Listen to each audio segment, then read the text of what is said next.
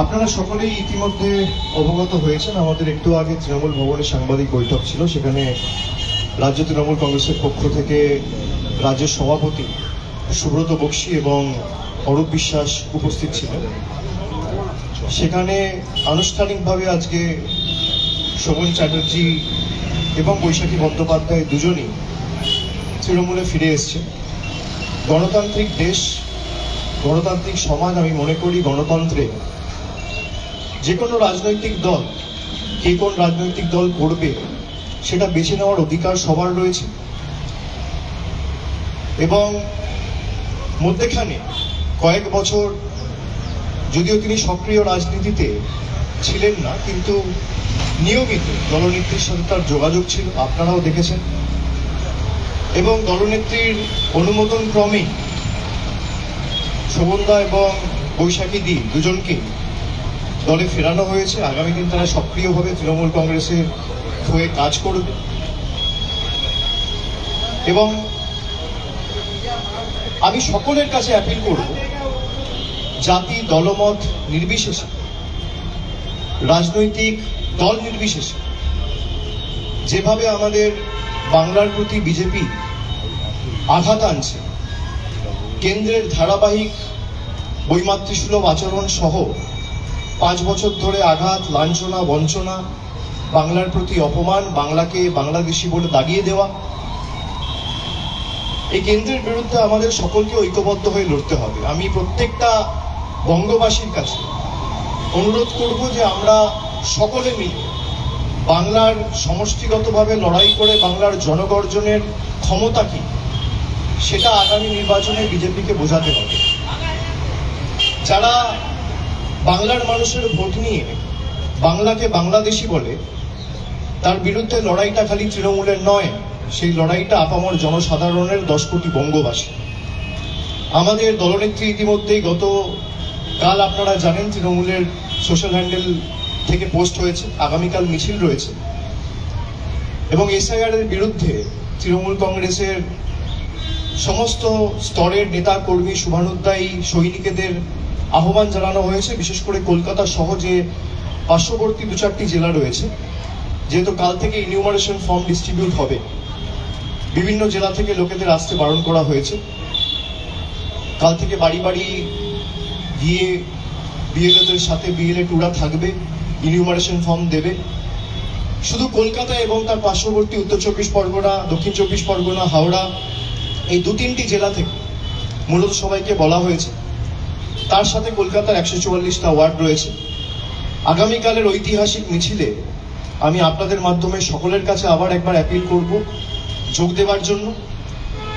এবং তৃণমূল কংগ্রেস যে কথাটা বলেছিল যে যেভাবে এসআইআর ঘোষণা হওয়ার পর থেকে একের পর এক দুর্ভাগ্যজনক ঘটনা জনসমক্ষে আসতে আমরা সকলে দেখেছি। 5 দিন 6 দিন হয়নি, ইতিমধ্যেই 6টার উপর আত্মহত্যার ঘটনা সামনে এসছে।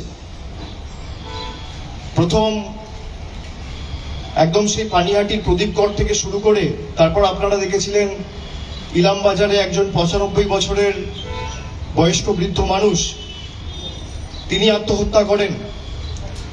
বারাসাতে একজন করেছেন, তামিলনাড়ুতে একজন, বর্ধমানের জামালপুরের একজন ভদ্রলোক ছিলেন, তিনি বিষকে আত্মহত্যা করেছেন।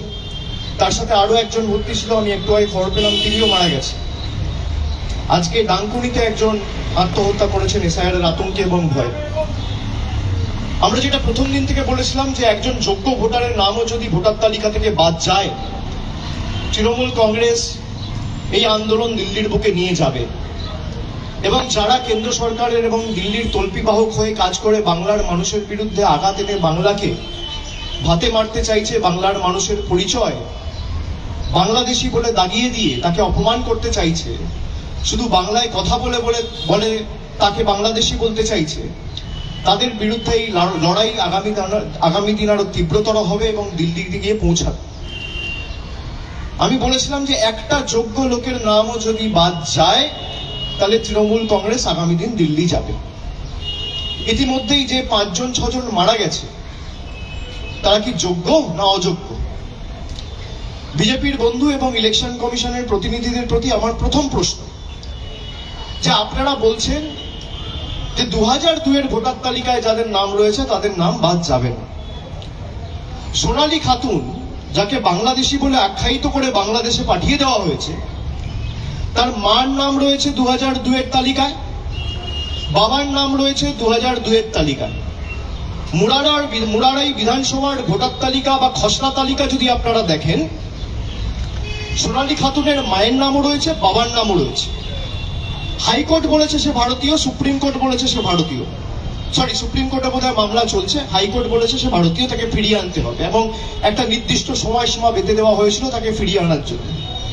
তারপরও ভারতবর্ষের স্বরাষ্ট্র মন্ত্রক বা বিদেশ মন্ত্রক কোনো উদ্যোগ দেখায়নি বা তৎপরতা দেখায়নি। তারই সাথে সুইটি খাতুন, তার মায়ের নাম রয়েছে 2002-এর ভোটার তালিকায় এবং বাবার নাম রয়েছে ঝাড়খণ্ডের ভোটার তালিকায়, খসড়া তালিকায় 2002-এর ড্রাফট ইলেকটোরাল রোলে। তারপরেও তাদেরকে বাংলাদেশি বলে পাঠিয়ে দেওয়া হয়েছে। গতকাল একটা সাক্ষাৎকারে দেশের স্বরাষ্ট্রমন্ত্রী অমিত শাহ বলেছেন, যারা ভারতবর্ষে জন্মায়নি তাদের ভারতবর্ষে ভোটাধিকার বা ভোট দেওয়ার কোন অধিকার নেই। তার যুক্তির নিরিখেই যদি আমি দেখি, তাহলে বিজেপি নেতা লালকৃষ্ণ আদবানির ভোটাধিকার প্রয়োগ করার অধিকার নেই। লালকৃষ্ণ আদবানির জন্ম কোথায় হয়েছে?